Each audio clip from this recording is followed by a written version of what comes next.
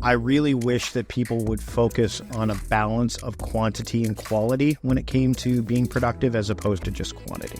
And it's hard because quality is subjective and quantity is objective. So the thing is that it's so much easier to measure numbers than to measure like anything that is not numerically counted.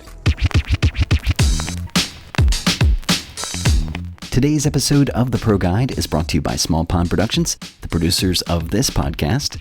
If you're looking to boost your brand's voice with professional end-to-end podcast production, whether it's an interview show or telling stories with audio, we walk you through every step of the process to make you sound great. Head to our website and download the free Podcasting Made Simple guide.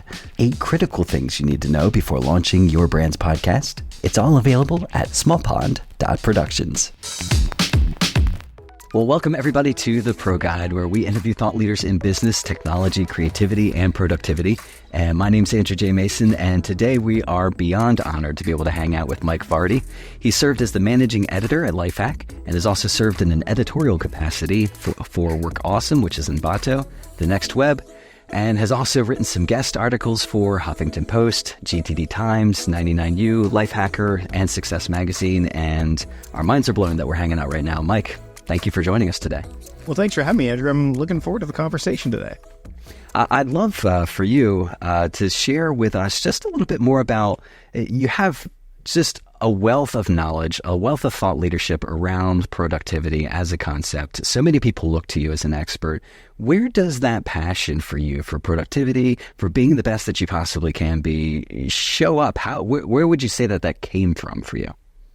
Well, I think that it really was born from the idea of me wanting to try to be good at a bunch of different things and not drop the ball along the way. So as a creative, growing up, I wanted to, do acting and performing and writing and all that stuff. But, once I quote, and my kids hate it when I say this phrase, got into the real world, things changed, right? That's right. So I was working for Costco. I'd actually moved out west to Victoria, BC, which is where I am now. And I was a manager, but I was managing 2 very distinct departments. One is the food court, where you get the hot dog and soda deal. And the other one is the service deli, which is where you get the rotisserie chicken deal. And so the thing is, you'd think there were some similarities, mainly because of the food aspect. But one was very much an on-demand, responsive kind of department, which would be the food court.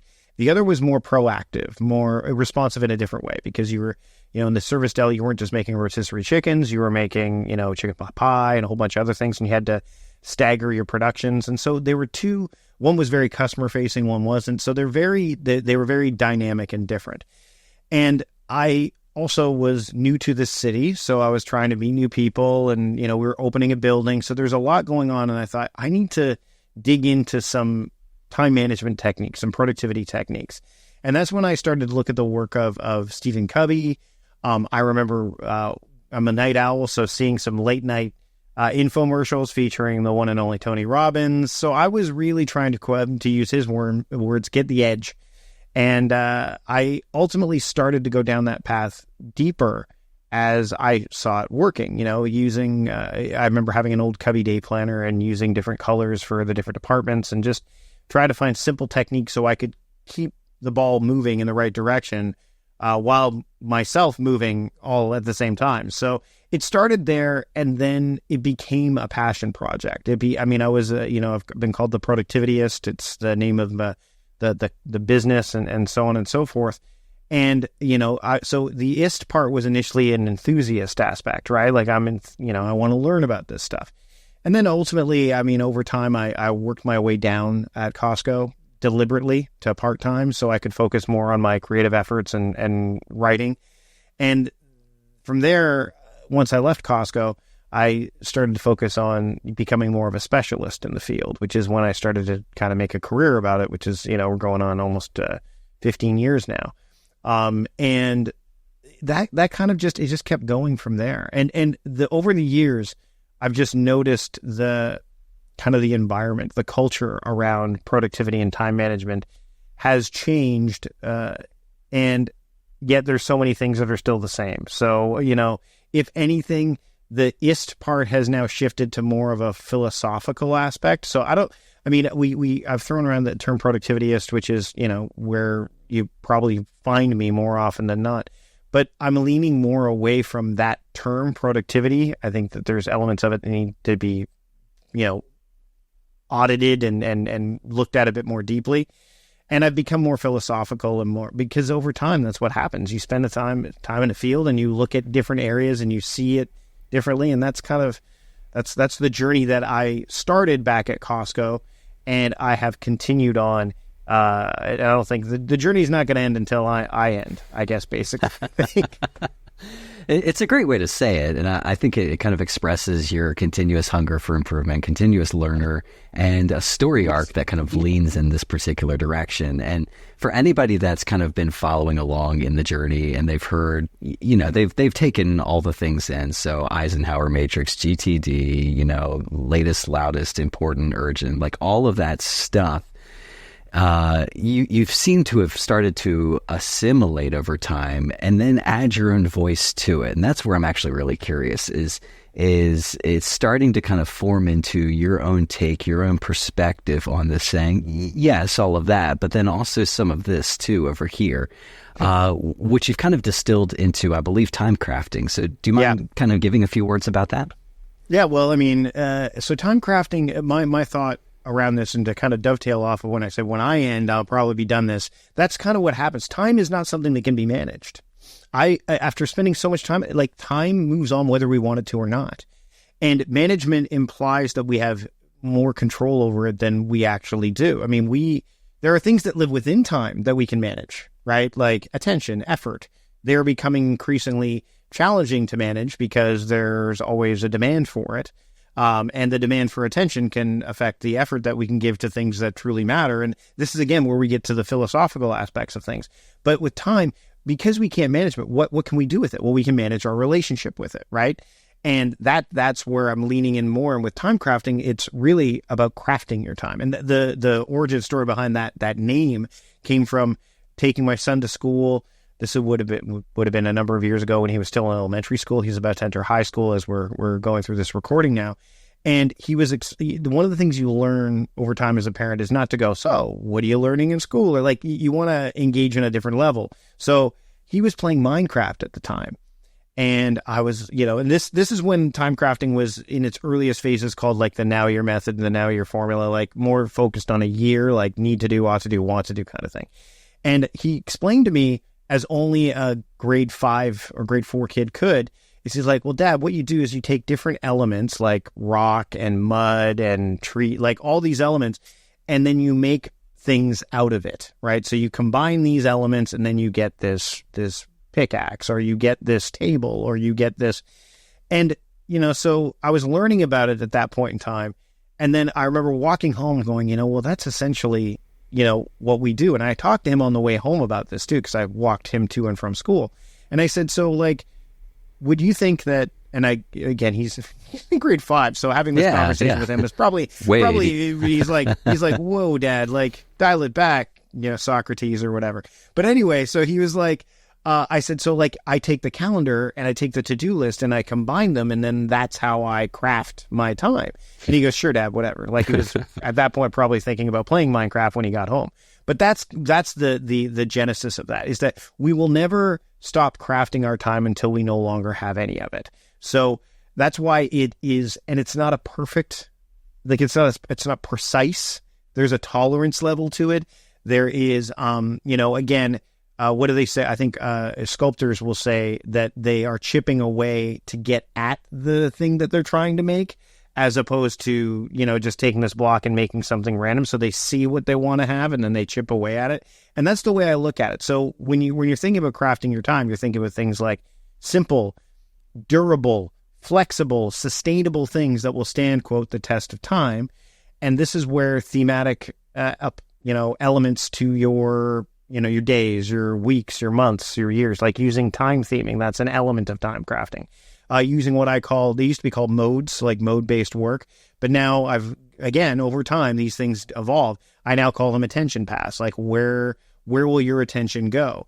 And again, a path is not perfectly cut, right? It's, there's often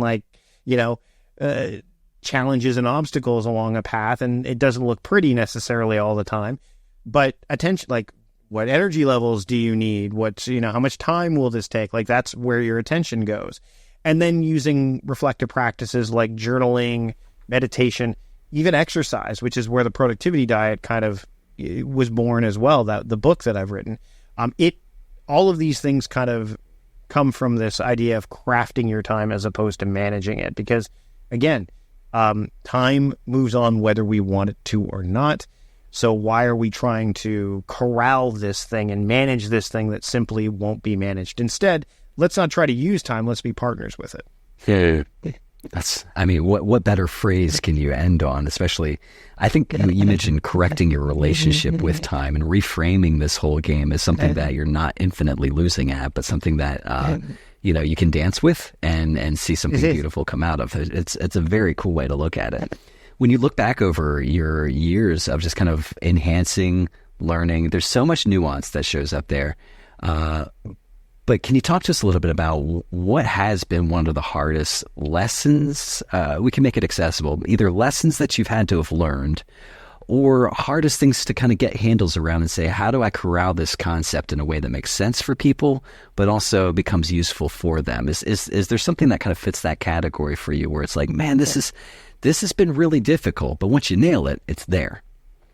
Yeah, that's a fantastic question, Andrew. That's really, I think about it.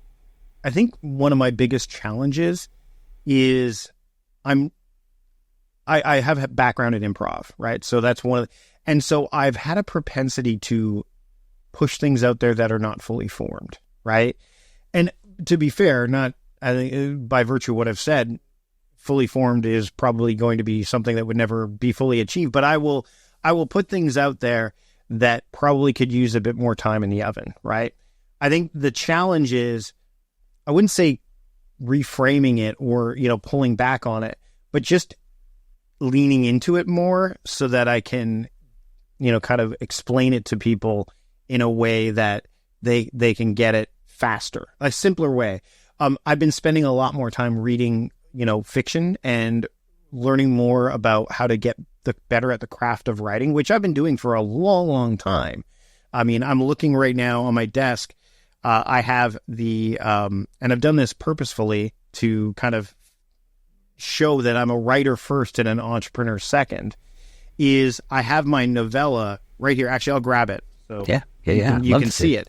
So this is this book right here, which I know if you're listening to this, you can't see. It's like a little made up novella cover that I drew, called Tiny Adventures at the Local Malt Shop. I haven't talked about this, I don't think, ever. And it was inspired. I wrote it in grade 8, between grade 7 and grade 8. And it got me to speak at and read the book at a young authors conference. So this would have been back in like 1988, I think. And that, I've kept it all these years, right? And I remember, like, this is back when you had to like use a typewriter, an electronic typewriter, and then you had to like minimize, like, so it's in the size of an A5 book right now, right? So a smaller book, and you would actually have to shrink down. So I remember my mom would type, like, we would go to her work, and she was a real estate agent, we'd copy it. And so it's like half, like, we'd have to cut the pages to make it fit. Like, this is, you kids nowadays, you don't know. It's anyway. So great. I love it. I love it. So the thing is that I felt like, why I'm saying this is that, I've been spending time reading more. Fiction, nonfiction, reading about writing, like reading Exactly What to Say, the book by Phil, it's escaping me right now, but you know which book I'm talking about. Reading On Writing by Stephen King, reading, like, getting into the craft, and even reading like Matt Haig recently, who is, for those who don't know who Matt Haig is, he wrote the book Reasons to Stay Alive. He wrote The Midnight Library. So he's written like a mix of nonfiction and fiction. But the key that all these writers are saying is clarity.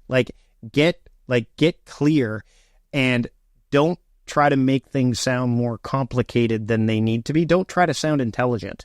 Like, just call it like you see it. So I think that that's probably the thing that I wouldn't say regret, but that I've found challenging is I'll put something out there, and then everyone's like, well, what does that mean? What is that? And I'm like, it becomes a much longer explanation because I didn't wait until I could really get it in the simplest terms. Mode-based work is a good example because people are like, okay, so what if I'm not at work?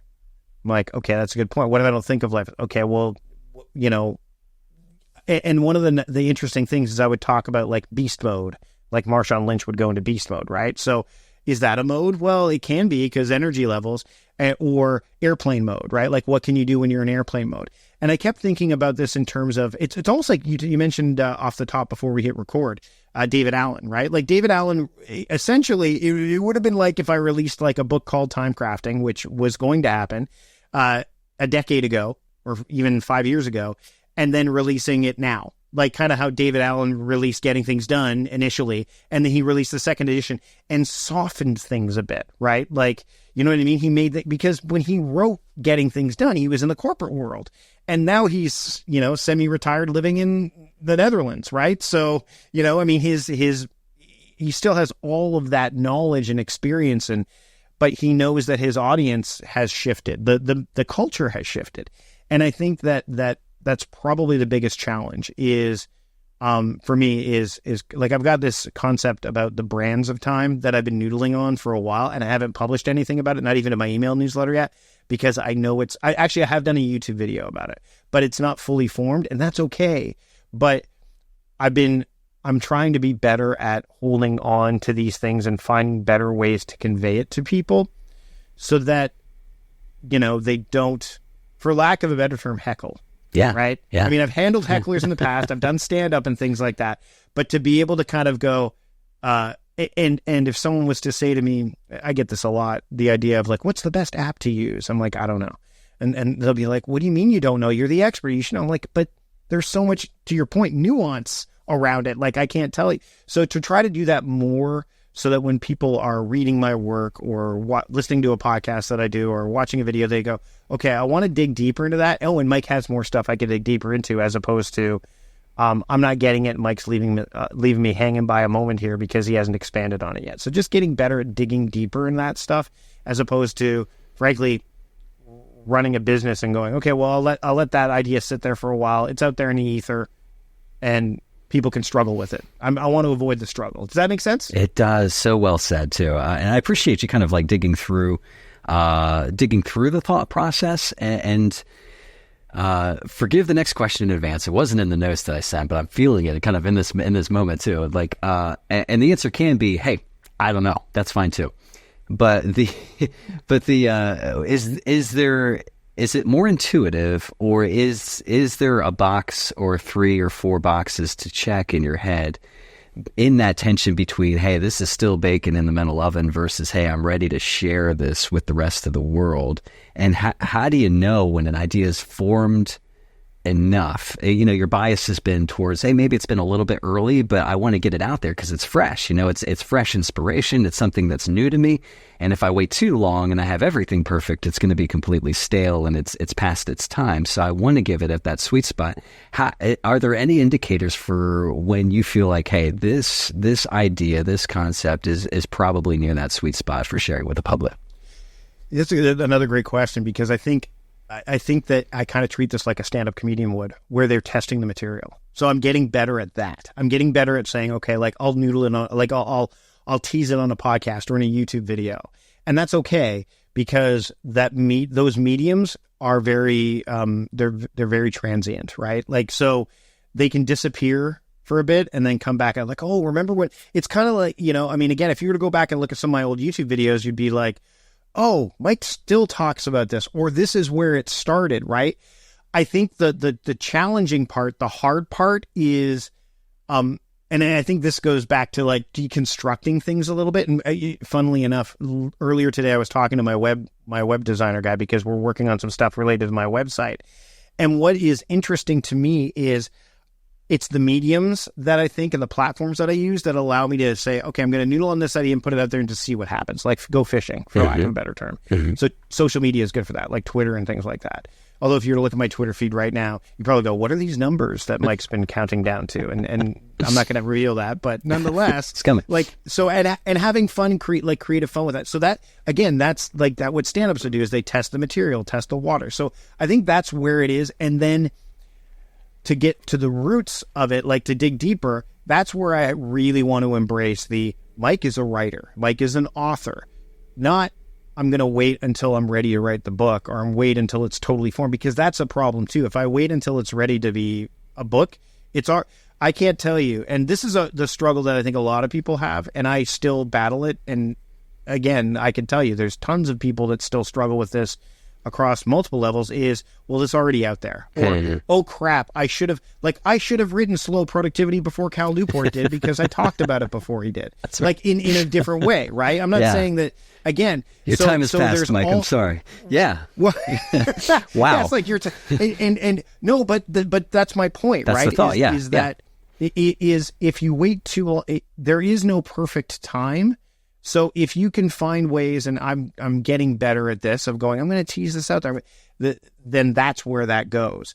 And then leaning heavily into the writing of the book, and not waiting either. I mean, we're in the process of, my agent and I are trying to get deals for other books and things like that, but not waiting either. Like just doing, I mean, the gatekeepers are no longer at the beck and call of anybody, right? Like I could literally publish a book tomorrow and it'd be like, okay, great, I get everything from it, right? So I think that's really the crux of it is based on the mediums, based on the platforms, that's where I'll test it. And then if something catches, then okay, this is worth digging deeper into. Will that be a course? Will that be a book? Or will it be a book and then become a course? Like, so that's where I have to get better at. And that's where, I mean, that's the nature of the journey, right? That's really the nature of it.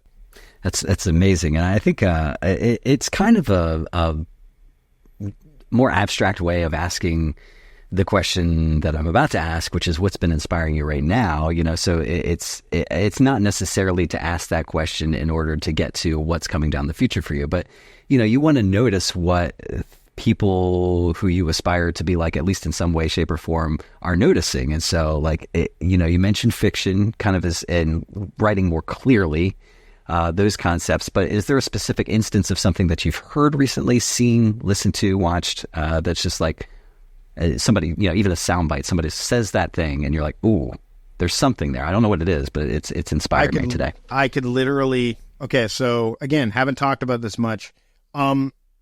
And I'm going to I'm already being pretty personal and vulnerable. So what the heck?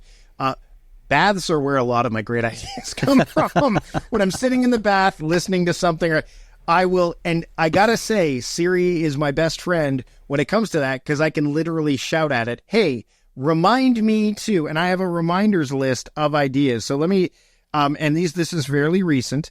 So, oh wow, there's a lot here.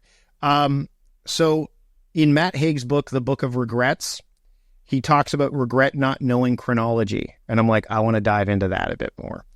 I got the determinism. Somebody mentioned determinism, and as in terms of free will and why.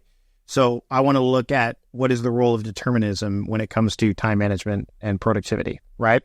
We talked about nuance, right? So I've mentioned this a few times. It keeps coming up. We got to talk about Anthony Bourdain had this quote. I think it was either him or the guy who did the documentary about him, Roadrunner, that said, Anthony Bourdain loved to run into the gray. He didn't love the black or the white.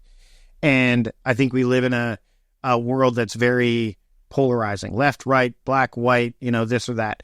And the world does not operate that way. Never has. And I think that's the other thing too, Andrew, is that I think the more you go into a subject, the more you look back at what people talked about this subject years, centuries, decades ago, whatever. Like, I'm reading books like the original Getting Things Done by Edwin Bliss, right? Like, what still holds true from that in the 70s? I picked up a book the other day called The Story of Language, and it was just at one of the free libraries. I'm like, this is something that might, like, language has power, words have power. I'm a word nerd.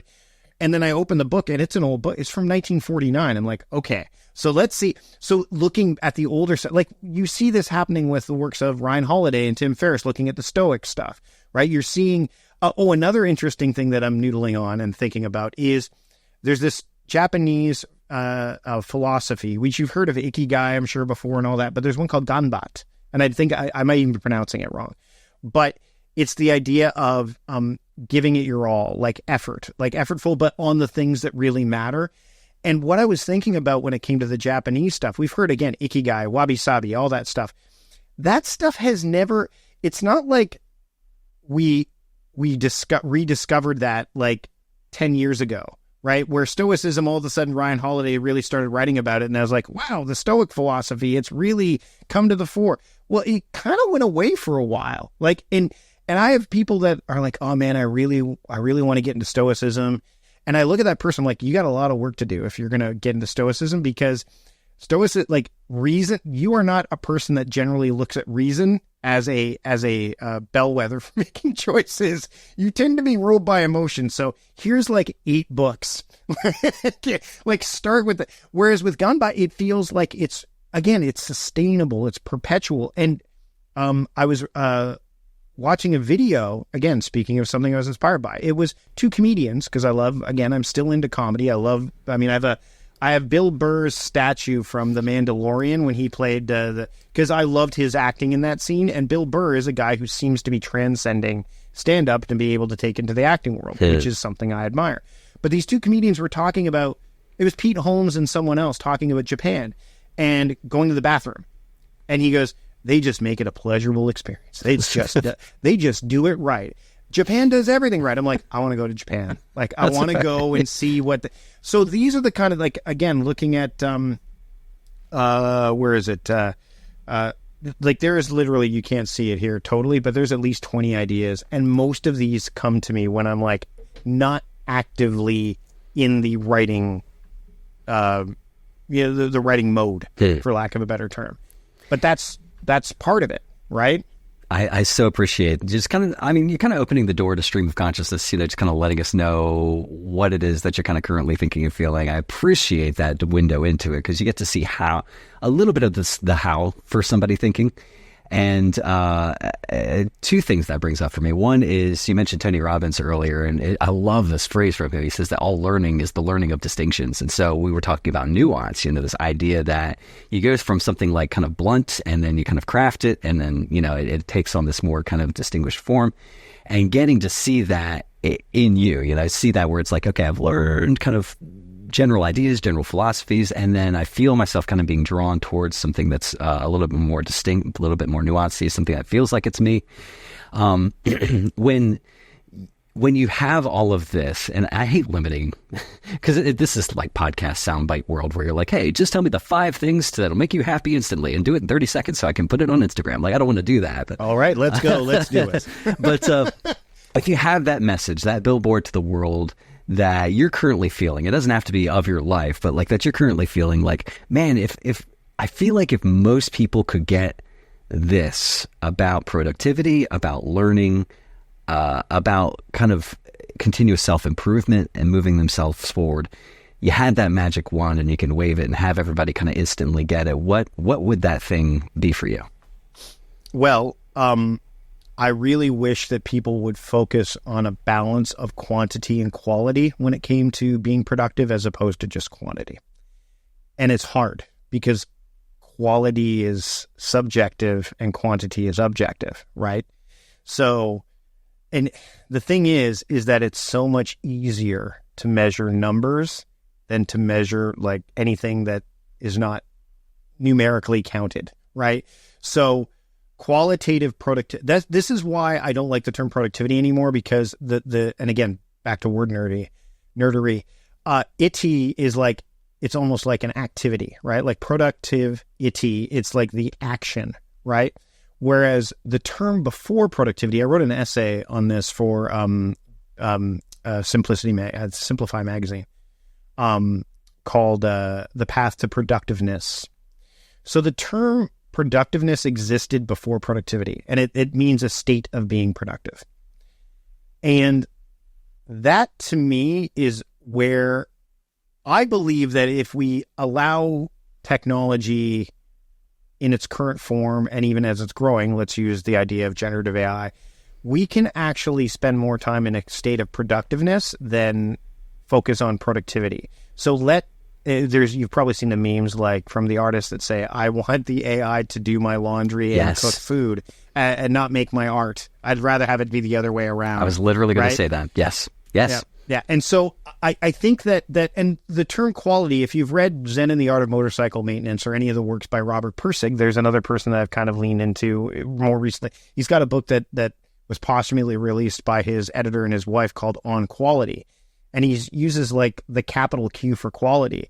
And he's like it's just such an ephemeral thing to hold on to because it's so subjective. It's nuanced. It's incredibly nuanced. And I really wish that people were able to set boundaries around that and be okay with that. It's not like in a sustained way. And I think one of the keys to that is reflective practice of journaling or meditation and things like that. But again, what do we say? We don't say I meditated for 20 minutes today. I exercised for 30 minutes. And then we go back to the Japanese idea of Ikkyu, which is move, lift heavy things, and that's what the blue zones of. So whenever I'm looking at this stuff, and I think this happens for anyone, is when you get, and we talked about this a little bit earlier, when you spend so much time in an arena, like a topic, you tend to, and comedians see this all the time, and I still have that comedic element of my mind when I was doing improv and sketch and stand-up, is I see something and I'm like, where's the funny in that? Where's the funny in that? And so whenever I'm doing this with relationship to like the idea of time or being productive, I always go where's the relationship to time in that? Where's that? So I'm doing this connective tissue of where does Ganbat and how does that help you be more productive? What if you embrace that? Or what if you, and I wrote a recent email to my subscribers basically saying, what if you combined elements of Ganbat and Stoicism? What if those two, what if you said, well, I'll use both of these? And what would that do? And honestly, if you did that, you'd probably be better than just using one of them, right? Which goes to show that there's no one right way to be, getting things done is not the only way to get things done, right?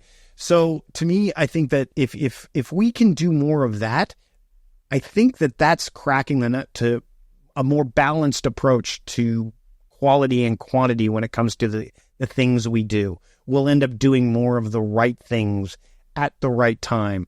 But the way to do it, which is, I think, the hardest part to access it, is to take a beat, slow down for a second. And we don't feel like we have that, which we do, but we don't feel that we have that. And that again, goes back to the whole idea of, reason over, let's say logic or emotion, finding that balance. I so appreciate it, Mike. There's so many elements of restoring humanity in what you just said. The idea of we're not machines. We're not just checking boxes. And some of that's hard work too, because it's the hard work of not having lazy thinking, the hard work of really taking the time to slow down, and they're hearing the varied paths in that direction, I think it is inspiring, because it's people have different ways that they recharge, and it's as varied as you're human, I think, and getting to see that happen. And I think when we remove the humanity from it, that whole AI kind of conversation about, laundry versus art, it goes wrong. You can feel when it goes sour. And so I appreciate you kind of doing the work to restore that in people. I'd love to hear how folks can connect and stay in touch with you, or the best way that they want to kind of stay around your orbit and hear more of what you have to say. Floor is yours on that.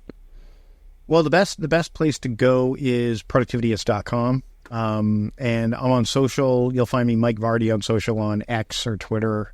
Productivityist is also some of my handles, but basically the only other Mike Vardy that, if you Google Mike Vardy, the only other one you're going to find is a British director, who did Man on Top or Man About Town. Shout out to Mike Vardy. That's awesome.